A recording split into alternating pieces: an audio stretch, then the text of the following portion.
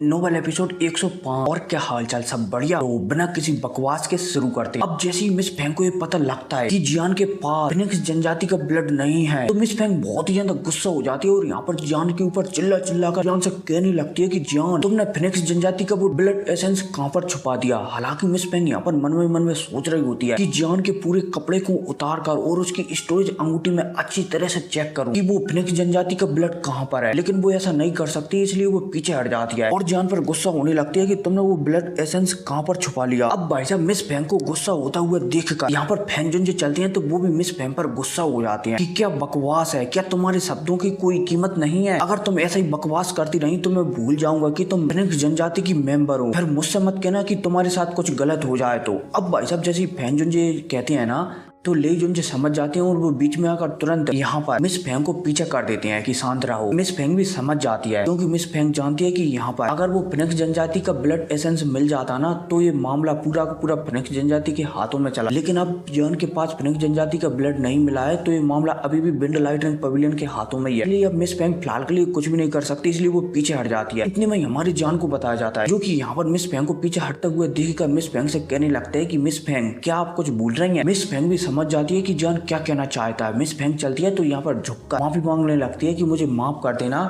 मैंने तुम पर झूठा इल्जाम लगाया। अब भाई साहब मिस फेंग को माफी मांगते हुए देखकर जियान के चेहरे पर प्रसन्नता छा जाती है और फिर वो दोबारा से फैंजुनजी के पीछे छुप जाता है। अब इतने में फैंजुनजी चलते हैं तो लेजुनजी से बात करने लगते हैं कि चूंकि यहाँ का मामला पूरी तरह से खत्म हो चुका है, जैसे कि तुम जानते हो कि उस कंपटीशन का विजेता जियान है, लेकिन जियान को हटा दिया जाए तो सही मायने में इस कंपटीशन की विजेता मिस फेंग ही है। इसलिए मैं फैंजुनजी लाइटनिंग पवेलियन को इस बार का भी जो भी कंपटीशन का लीडर होता है ना, लाइटनिंग पवेलियन को घोषित करता हूँ। अब भाई साहब फैंजुनजी की कहती है, ले जुनजे के चेहरे पर हल्की सी मुस्कुराहट आ जाती है क्योंकि ले जुनजे जानते हैं कि अगर जियान यहाँ पर नहीं आता ना तो यहाँ पर ना ही म्यू किंग लुआन, ना ही टेंगली और ना ही वांग चैन कोई भी मिस फेंग से नहीं जीत पाता। इसलिए यहाँ पर ले जुनजे के चेहरे पर मुस्कुराहट आ जाती है। अब इतने में यहाँ पर फैंजुनजे चलते हैं तो अपना हाथ लाते हैं और हाथ लाते ही यहाँ पर एक ईगल प्रकट हो जाता है। फैंजुनजे चलते हैं तो इस ईगल के ऊपर चले जाते हैं, साथ ही साथ म्यू किंग लुआन चलती है तो वो भी इसी ईगल के ऊपर आ जाती है। इतने में जियान चलता है तो वो कचौड़ी को लेकर, लाल बालों वाली कचौड़ी को लेकर इसके ऊपर चढ़ जाता है, इस ईगल के, और पलक झपकते ही यहाँ पर फैंजुनजे चलते हैं तो वो अंदर ध्यान बोला जाए तो गायब। अब इसके बाद यहाँ पर जियान जुनजे चलते हैं तो वो भी चले जाते हैं और हुआन कुआन जुनजे चलते हैं तो वो भी वांग चैन को लेकर यहाँ से गायब हो जाते हैं और यहाँ पर सिर्फ ले जुनजे ही बचता है। अब जैसे ले जुनजे बचता है ना तो ले जुनजे मिस फेंग से पूछताछ करने लगता है, क्या तुम्हें पक्का यकीन है कि उस लड़की के पास तुम्हारी ब्लड एसेंस था। मिस फेंग चलती है तो हाँ में सिर हिला देती है कि हाँ मुझे पता है कि उस लड़के के पास मेरी फिनिक्स जनजाति का पक्का ब्लड एसेंस था। अब जैसे ही यहाँ पर ले जुनजे सुनते हैं ना तो वो तुरंत मिस फेंग को आदेश दे देते हैं कि तुम्हें शायद इस मामले को अपनी फिनिक्स जनजाति में बता देना चाहिए, वो इस मामले को संभाल लेंगे।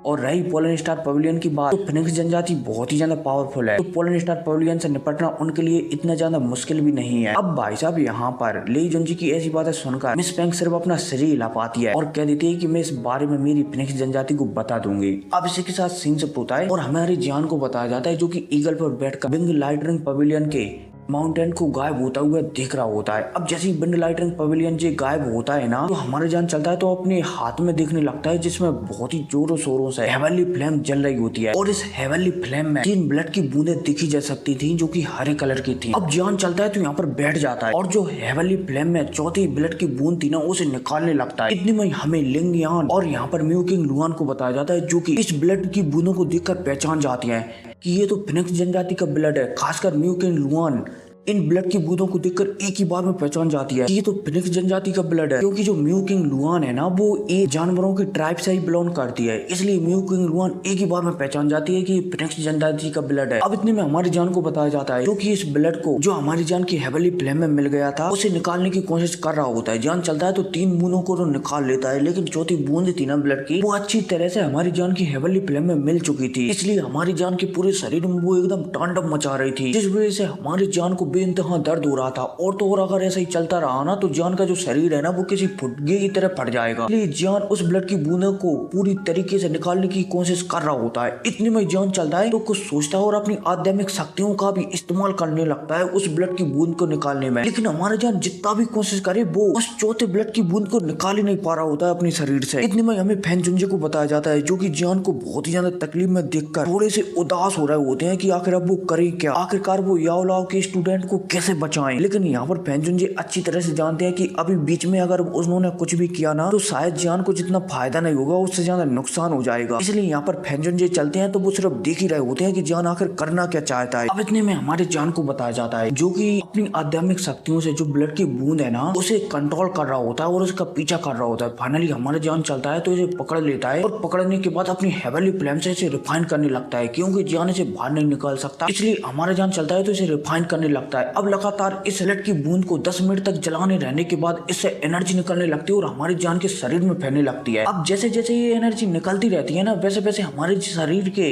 बोला जाए तो जान के शरीर में फैलती रहती है और जान के शरीर को मजबूत बनाती रहती है। लेकिन इस एक ब्लड की बूंद में इतनी ज्यादा एनर्जी थी कि जो हमारे जान का शरीर था ना वो पूरी तरह से इस एनर्जी से भर जाता है और तो और कुछ ओवर एनर्जी चलती है तो वो जान के शरीर से बाहर नहीं निकाल पाती जिस वजह से जान का शरीर फूलने लगता है। अब भाई साहब जब म्यू किंग लुआन हमारे जान के शरीर को फूलते हुए देखती है ना तो वो समझ जाती है कि शायद जान फिनिक्स जनजाति की जो ब्लड की बूंद है ना उसे एब्जॉर्ब बोला जाए तो शरीर में बसाने की कोशिश कर रहा है। इतने में हमारी जान को बताया जाता है जो कि लगातार एनर्जी को मतलब कि जो ब्लड की बूंद थी ना वो लगातार एनर्जी को निकाल रही होती है और जान का शरीर लगातार फूलता जाता है। अब भाई साहब जान के शरीर को फूलते हुए देखकर म्यू किंग लुआन चलती है तो वो हैरान हो जाती है क्योंकि अगर ऐसा ही चलता रहा तो जान का शरीर किसी फुग्गे की तरह फूट जाएगा। इतने में हमें फैंजुनजी को बताए जाते हैं जो कि बहुत ही ज्यादा परेशान हो जाते हैं कि जान के क्या साथ क्या हो रहा है। फैंजुनजी चलते हैं तो वो भी समझ जाते हैं और जान के पास पहुंच जाते हैं और अपनी एनर्जी जान के शरीर में डालने वाले होते हैं। तभी यहाँ पर म्यू किंग लुआन चलती है तो मना कर देती है कि टीचर रुको, जान का शरीर पहले ही इतना फूल चुका है, अगर आपकी शक्तियां भी जान के शरीर में गई तो शायद जान का शरीर तुरंत ही फट जाएगा और तो और टीचर भले ही हम जान की जान बचा लें फिर भी वो बहुत ही ज्यादा जख्मी या फिर हो सकता है अपना पूरा कल्टिवेशन लेवल ही खराब कर दे। अब भाई साहब यहाँ पर फैंजुनजी म्यू किंग लुआन की बात सुनते हैं ना तो वो सिर लाते हैं और थोड़े समय के लिए प्रतीक्षा करते हैं कि अगर यहाँ पर जान थोड़े समय के अंदर अंदर ठीक नहीं हुआ ना तो वो आगे कदम बढ़ाएंगे और अपनी पावरफुल शक्तियों से जान के अंदर जो भी गड़बड़ी है ना उस ब्लड बूंद की उसे निकाल कर बाहर फेंक देंगे। भले ही फिर जान को जितना भी चोट लग जाए लेकिन वो उसे बचा लेंगे। अब इतने में हमारी जान को बताया जाता है जो कि लगातार उस ब्लड की बूंद से शक्तियां निकाल रहा होता है और जान के शरीर में फैला रहा होता है और लगातार जान का शरीर फूल रहा होता है। फाइनली जो फैंजुनजी है ना उनका भी सब्र का बांध टूट जाता है और वो अपनी हाथों में शक्तियां एकत्रित कर हमारी जान के शरीर में डालने वाले होते हैं। तभी हमारी जान को बताया जाता है जिसके पीछे से अचानक हड्डियों के पंख निकलते हैं और जैसे ही हड्डियों के पंख निकलते हैं ना तो जो हमारी जान का शरीर था ना जो फूल रहा था एनर्जी के कारण सारी की सारी एनर्जी इन हड्डियों के पंखों में जाने लगती है जिस वजह से ये हड्डियों के पंख चलते हैं तो ये भी विकसित होने लगते हैं। अब धीरे धीरे हड्डियों के पंख चलते हैं तो जान के शरीर में जितनी भी एनर्जी है ना वो सारी की सारी एनर्जी खींचने लगती है। बोला जाए तो एक्स्ट्रा एनर्जी है ना सारी की सारी एनर्जी खींचने लगती है और अपने आप को ग्रो करने लगते हैं। हमारा जान चलता है तो वो ब्लड की बूंद को अभी तक पिघला रहा था ना बोला जाए तो जला रहा था ना उसे और भी तेजी से जलाने लगता है और उसकी सारी की सारी एनर्जी अपने पीछे पंखों में डालने लगता है। अब इतने में भाई साहब हमें म्यू किंग लुआन को बताया जाता है जो कि जान की हड्डियों के पंखों को देखकर हैरान हो जाती है। ये तो फिनिक्स जनजाति के पंख हैं, ये जान के पास भला कहाँ से आ गए। अब ये मत कहना कि जान ने किसी फिनिक्स जनजाति के बुड्ढे को निपटा डाला है और उसका ब्लड एसेंस और हड्डियों का पंख को चुरा लिया है। इतने में हमें फैंजुनजी को भी बताया जाता है जो कि जान के हड्डियों के पंख को देखकर बहुत ही ज्यादा हैरान हो जाते हैं क्योंकि जो फैंजुनजी है ना वो भी अच्छी तरह से जानते हैं कि फिनिक्स जनजाति की एक भी चीज को लेना मतलब कि अपने प्राणों का मतलब कि अपनी जान किसी की और के हवाले गिरमी कर देना। इसलिए यहाँ पर फैंजुनजी भी हैरान हो जाते हैं कि जान के पास भले ही हड्डियों के पंख कहाँ पर आ गए। फैंजुनजी चलते हैं तो यहाँ पर तुरंत म्यू किंग लुआन और जो हमारा लाल बालों वाला कचौड़ी था ना उसे ऑर्डर दे देते हैं कि बिल्कुल भी इस बात की खबर कहीं पर जानी नहीं चाहिए। म्यू किंग लुआन और जो कचौड़ी था ना वो भी हमें से रिला देते हैं कि बिल्कुल इस बात की खबर किसी को नहीं होगी। अब इतने में हमारी जान को बताया जाता है जो कि पहले जैसी स्थिति में आने लगता है और धीरे धीरे धीरे कर पहले जैसा हो जाता है और अपनी आंखें खोल लेता है। अब भाई साहब जैसे ही हमारा जान अपनी आंखें खोलता है ना सबसे पहले वो अपनी हड्डियों के पंखों को देखता है और मुस्कुराने हड्डियों के पंखों को देखकर वो समझ जाता है कि अब उसकी रफ्तार इतनी ज्यादा हो चुकी है कि अगर दोबारा से फिटियान भी उसका पीछा करे ना तो भी अब उसे किसी भी कीमत पर नहीं। अब इतने में हमारा जान अपने शरीर पर की जो त्वचा रहती है ना उसको अनुभव करता है। हमारा जान समझ जाता है कि जो उसकी त्वचा है ना वो भी पहले से बहुत ही ज्यादा लचीली हो गई है और तो और उसकी त्वचा ऐसी लगने लगी है कि मानो किसी जानवर की त्वचा हो। हमारे जान समझ जाता है